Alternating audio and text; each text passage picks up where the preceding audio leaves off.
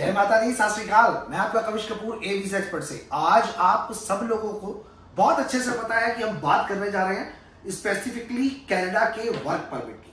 बहुत सारे लोगों की रिक्वायरमेंट है कनाडा का वर्क परमिट। जैसा कि सबको पता है कि अभी इस समय पे कनाडा में बन चुके हुए हैं नए प्राइम मिनिस्टर, और कोई भी पार्टी जब नई आती है तो बाकी के देशों के साथ कोशिश करती है कि उसके रिलेशंस बहुत अच्छे बन जाए, और रिलेशन अच्छे बनाने के लिए बाहर से बंदे बुलाने पड़ते हैं। तो इमिग्रेशन ही एक ऐसा रास्ता बनता है जो लोगों को एक कंट्री से दूसरी कंट्री में वेलकम करता है।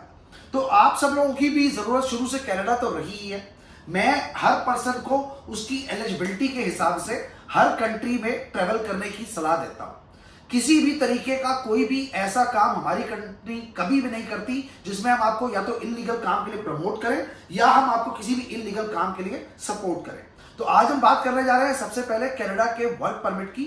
कनाडा का वर्क परमिट अगर आपको चाहिए तो उसके देखिए दो ऑप्शंस हैं। एक ऑप्शन ये है कि आप आइल्स कर लीजिए, और आइल्स करके आप वहां की डेजिग्नेटेड कंपनियों के पास अपना प्रोफाइल भेजिए।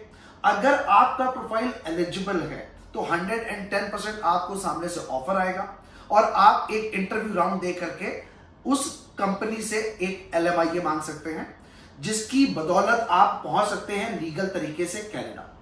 और एक दूसरा ऑप्शन यह है कि आप या तो मार्केट में जो प्री अप्रूव्ड LMIA या फिर कोई भी ऐसा LMIA जो कोई आपका जानकार सेल कर रहा हो, लेकर के भी कनाडा वर्क परमिट पे जा सकते हैं। लेकिन प्रॉब्लम कहां आती है, जब इसी LMIA के नाम पे एजेंट आपसे लाखों रुपए की डिमांड करता है और आप उस समय पर विश्वास नहीं कर पाते कि राइट पर्सन कौन सा है, किसके हाथ में कमान दी जाए कि वो हमारे पैसों को सुरक्षित रखे, हमारे से सारे लीगल काम करवाए, कोई भी ऐसा काम ना करवाए जिसकी वजह से कल तक मुझे या मेरी फैमिली को कोई प्रॉब्लम हो।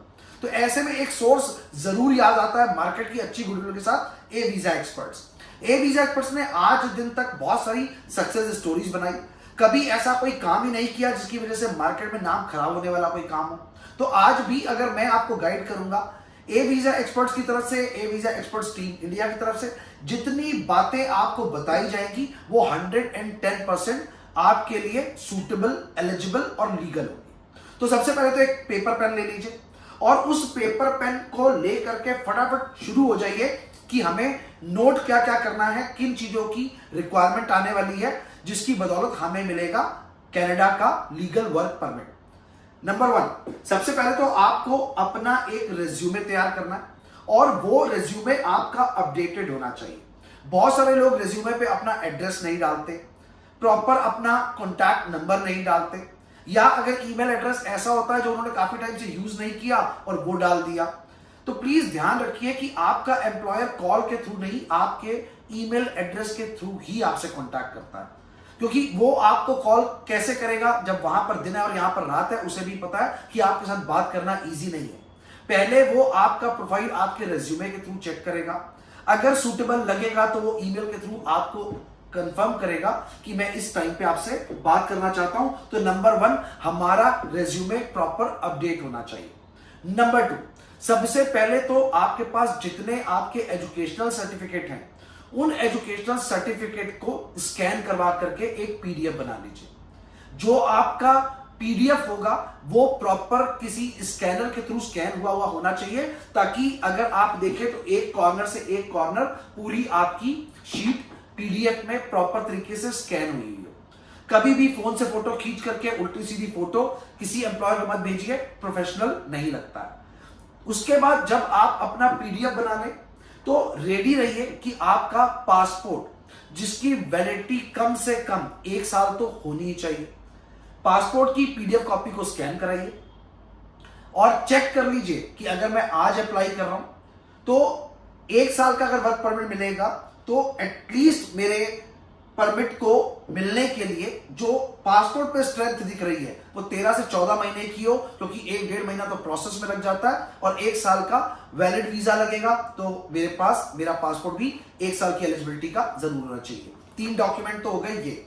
चौथा, आपकी बैंक स्टेटमेंट, जिसका सबसे बड़ा मेजर रोल प्ले होता है, क्योंकि जब भी आप यहां से बाहर जॉब करने के लिए जाएंगे तो सबसे पहला आपका अमाउंट ही खर्चा होगा। अगर आपके पास अमाउंट खर्चा करने के लिए नहीं है, जो आप सोच रहे हैं मैं बाद में डलवाऊंगा या मेरी जॉब लग जाए तब मैं अरेंज करूंगा, तो वो आपका सोचना गलत है। क्योंकि अगर आप इंस्टेंट अमाउंट डलवाएंगे अपने अकाउंट में तो उसको बूस्टेड अकाउंट बोला जाता है, जिसकी वजह से एम्बेसी आपका वीजा रिफ्यूज भी कर सकती है। तो ध्यान रखें कि जब आप अपना वर्क परमिट कनाडा के लिए अप्लाई कर रहे हैं उस समय पे आपके अकाउंट में एटलीस्ट 2 से 2.5 लाख रुपए के फंड जरूर होने चाहिए।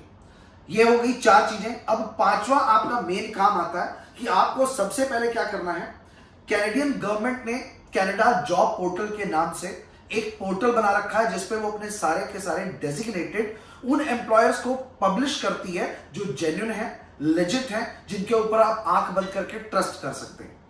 जब आप जॉब पोर्टल पे अपना अकाउंट बनाने बैठेंगे तो उस समय पे आपसे बहुत सारी फॉर्मेलिटीज मांगी जाएंगी। जो भी पर्सन इस वीडियो को देख रहा है, अगर आपको लगता है कि आपको उस जॉब पोर्टल पे अकाउंट बनाने में प्रॉब्लम हो रही है तो आपका वेलकम है। मेरे ऑफिस आ जाइए, यहां बैठ करके आपका अकाउंट मैं बनवा दूंगा। ये आपके लिए एक मदद है, इसके लिए मैं कोई पैसे चार्ज नहीं करता। जब आपका जॉब पोर्टल पे अकाउंट बन जाएगा उसके बाद आपको उसमें एक ऑप्शन दिया हुआ होगा इंटरनेशनल कैंडिडेट्स। इंटरनेशनल कैंडिडेट्स का मतलब यह है कि आप किसी इंटरनेशनल लोकेशन पर बैठे हुए हैं। सिर्फ आप सर्च में डालेंगे इंटरनेशनल कैंडिडेट्स रिक्वायर्ड तो आप सीधा उसी पेज पे पहुंचेंगे जिस पेज पर आपको दिखाई देगा कि ये वो कंपनियां हैं जो इंटरनेशनल कैंडिडेट्स को हायर कर रही हैं। अब यहां पर सबसे पहला आपका रोल प्ले होगा कि आपको पढ़ना है कि जो भी डेजिग्नेशंस निकाली गई हैं उसमें आप कितने सूटेबल बैठते हैं।